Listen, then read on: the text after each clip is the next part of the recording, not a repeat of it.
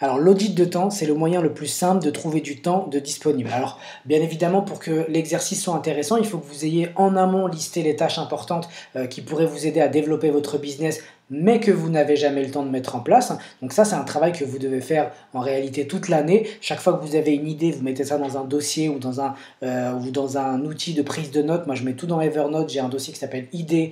Donc chaque fois que j'ai une idée de développement, une nouvelle stratégie que je découvre, etc., je la mets directement dans ce fichier-là.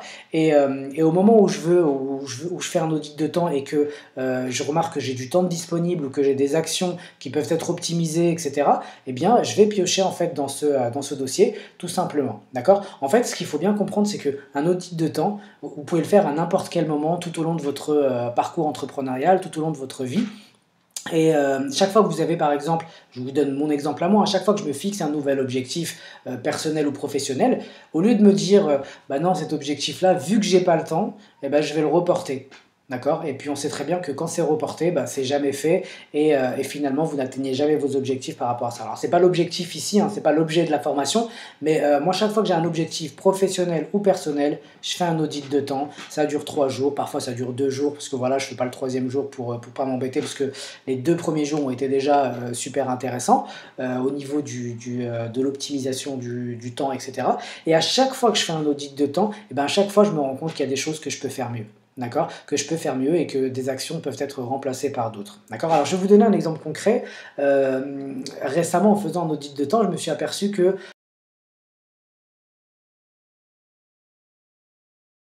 parce que je comptais les 1 heure et demie du magasin, basta, d'accord? 1 heure et demie dans le magasin, et c'est tout, j'avais que ça en tête. Et en faisant un audit de temps, je me suis aperçu qu'en fait, ça me prenait beaucoup plus de temps que ça me prenait environ 3 ou 4 heures.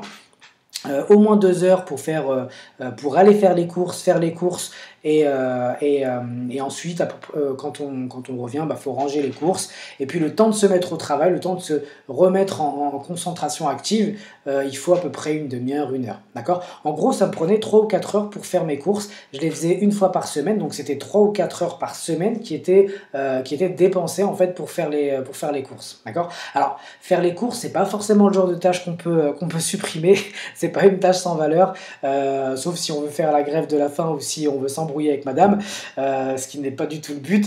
C'est une tâche qui doit être réalisée, mais qui n'apporte pas forcément de valeur ajoutée si c'est moi qui réalise cette action-là. D'accord? En fait, ce que j'ai fait, c'est que j'ai pris le temps de chercher une solution d'optimisation. Je me suis demandé comment je pouvais éventuellement soit déléguer cette tâche, soit automatiser, etc. Moi, je suis un fan d'automatisation, donc mon cerveau n'arrête pas de tourner lorsque je cherche des solutions pour gagner du temps. J'arrête pas de penser à l'automatisation et comme ça, je découvre des petites astuces. Et j'ai découvert en fait qu'il y avait une société qui pouvait faire les courses et nous les livrer à domicile. D'accord? Donc voilà comment j'ai gagné tout simplement 3-4 heures de temps dans la semaine. Alors effectivement, le choix des produits ne donne pas forcément toujours satisfaction, mais voilà, c'est quand même 4 heures d'économiser, et ces 4 heures, ils ont beaucoup de valeur, parce que si je les réinvestis dans le développement de ma société, ou si je les réinvestis pour un objectif personnel, enfin si je transforme ce temps-là en temps productif, eh bien forcément, ça aura beaucoup plus de valeur que la déception d'avoir reçu une pomme un peu égratignée, etc. D'accord? Alors, autre exemple, et ça c'est un exemple beaucoup plus récent, lorsque j'ai décidé de m'inscrire à la salle de sport, donc je me suis fixé un objectif en termes de sport et nutrition, et donc je me suis dit, ok, on va marquer le coup, on va y aller, on va essayer d'y aller pour vraiment obtenir des résultats rapidement. Il faut y aller au moins 4 fois par semaine, au moins 2 heures, parce que ça prend 2 heures, le temps de s'entraîner, se préparer, etc. Et donc j'avais besoin d'intégrer 2 heures, enfin même 4 fois 2 heures par semaine dans mon planning, un planning qui était déjà chargé. Et, et en parallèle à ça, il fallait que je continue en fait à développer mes connaissances en lisant, en lisant, en faisant des formations, etc. Parce que voilà, moi je suis un fan de formation. Chaque fois que je termine une formation, que je mets en place les actions, que je teste, je vois ce qui fonctionne pas, je passe à une autre et ainsi de suite. Idem pour les livres. Donc les seuls moments, les seuls créneaux que j'avais, c'était ces moments-là, c'était les moments où je lisais, les moments où je me formais, etc. Et c'est bien évidemment hors de question d'arrêter de me former pour faire du sport, d'accord? Parce que c'est deux objectifs qui ont peut-être autant de valeur l'un l'autre. Donc ce que j'ai fait, ce que j'ai découvert, après m'être retourné le cerveau, j'ai découvert en fait que sur l'iPhone, donc sur l'iPhone, il y a une commande vocale qui s'appelle Siri, et donc j'ai découvert que Siri pouvait vous faire la lecture.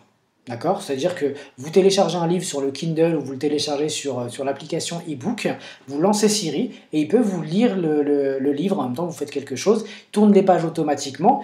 Et donc ça, en fait, ça me permet aujourd'hui, encore au moment où je vous parle, de faire du sport, donc de courir par exemple, tout en écoutant Siri me dicter, me lire un livre. D'accord? Donc j'ai même plus besoin de trouver des livres qui sont forcément en livre audio, je passe directement par mon téléphone. D'accord? Et ça, je ne l'aurais jamais trouvé si j'avais pas fait un audit de mon temps, d'une part, et si j'avais pas fouiné un petit peu pour trouver des solutions d'optimisation et d'automatisation. On y reviendra un peu plus loin dans cette formation. Donc, du coup, voilà, je voulais partager avec vous cette astuce-là. En ressources, vous avez bien évidemment la méthode, la technique pour ceux qui ont un iPhone pour se faire lire des livres par Siri. Et voilà, l'exemple, c'était simplement pour que vous compreniez l'importance de pouvoir faire un audit de temps.